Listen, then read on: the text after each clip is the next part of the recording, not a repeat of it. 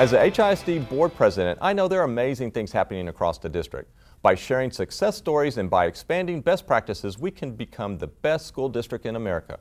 That's why I'm inviting my fellow trustees on the Board of Education to regularly join me on this program to share some of the exciting news and events happening in their districts. Today I have longtime HISD educator and board trustee Larry Marshall. He's joined by Kathleen Ownby, who is the current president of the Friends of Westbury High School Foundation. Westbury is one of several high schools in District 9, which is Mr. Marshall's district. I appreciate y'all coming today. And Larry, our districts abut one another, and I've heard wonderful things happen in District 9, especially over at Westbury. Maybe you can tell us a little bit about what's happening. Oh, these are very exciting times for Westbury High School in District 9. We are a part of a group that's dedicated and committed to a reformation of the Westbury community, a reformation of the school, a reformation of the community, and we've initiated that by purchasing apartments that are contiguous to Westbury High School. There are 4 apartments that are deplorable. We have purchased 2. We have landlocked the other 2. We as in HISD. HISD. And it's the land that abuts Westbury High School. That's correct. Great. So what our goal is to convert Westbury from a 25-acre campus to a 50-acre campus with a new complex inclusive of a major natatorium facility, fine arts facility, and that's going to be a part of the change. Now I know also I was fortunate enough to be out, it was several weeks ago where they had the Willow Water Hole, the dedication, and it's fascinating what they've done there. Maybe you can tell us a little bit about that. Well, I can, but I have someone with me today, a former Westbury High School student who's president of our Friends of Westbury High School Foundation, and I think Kathleen can give you a real heads up on the Willow Water Hole project. Super, Kathleen. Well, thank you for inviting me today to your program. I graduated from Westbury a long time ago. And we won't talk today. No, we won't talk about how long. But there have been a number of changes in the neighborhood and in the school since I attended. And it's going to be wonderful to have Westbury High School brought up to the standard of high schools as far as acreage. Since it is a small high school land area, and to come up to the standard of 50 acres will be wonderful for the community and the school, the students. But after the major hurricane and drainage problems that the medical center had and the flooding, Harris County Flood Control has bought up a number of acres just east and north of the campus on both sides of Post Oak right there, and are turning it into what they call the Willow Water Hole, which will be retainage for flooding that will prevent the medical center actually from being flooded again.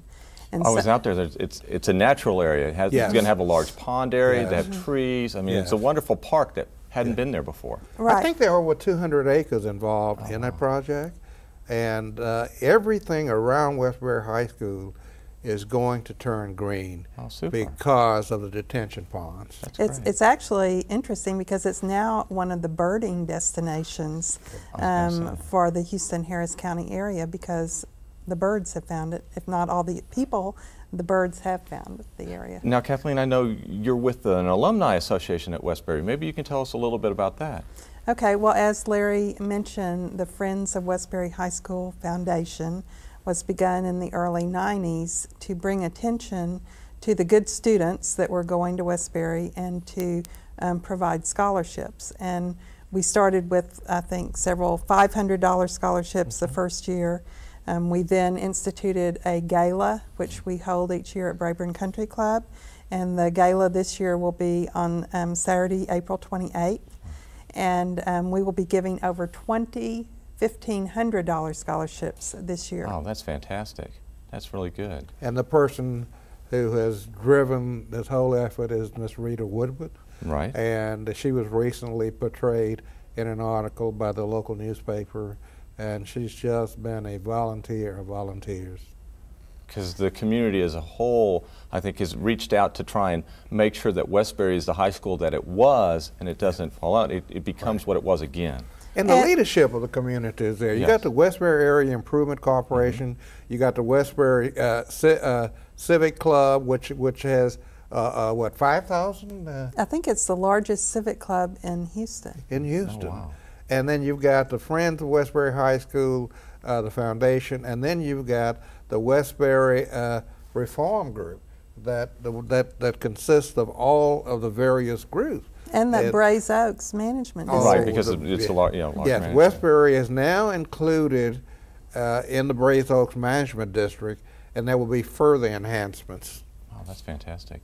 And the kids are going back. You have a good population started at Westbury again? Because I know with the building, they rebuilt the building to add the capacity. Well, we have more, not only do we have the students, the capabilities there, but we have the leadership at Westbury High School. And Mr. Tim Wainwright. And Mr. Wainwright is truly making a difference. He knows where we're trying to go. Our goal is to become an exemplary high school, one of the few exemplary high schools, if we achieve that goal, in the state of Texas. And we are not lowering standards. Well, I know there's other things occurring in District 9, and I'll have you back and we can talk about those, but I'd be remiss if I didn't ask you about your work with Spark Parks and your ties to HISD. Okay, well, I'm a graduate of Westbury High School. I also went to Johnston Middle School and Red Elementary and a little bit at Shuren Elementary before Red was built, and so I do have long ties. My mother, Eleanor Tinsley, used to be on the school board for 4 years in the early 70s. Yes. And before she went to the Houston City Council? Yes. She served on the school board and was president 1 year. And during that term of office, the community college program was started and the magnet program was started. And so, but tell us a little bit about the Spark Parks that I think that's a program that she initiated. Or she started that when she came on council, and it was in response to a green ribbon study done by the mayor and the county judge on how to increase park space in the city of Houston, and one item was to make use of public school grounds. And so since she knew all the movers and shakers at the school district, and then she was on council, she sort of pulled everybody together to start the Spark program in 1983.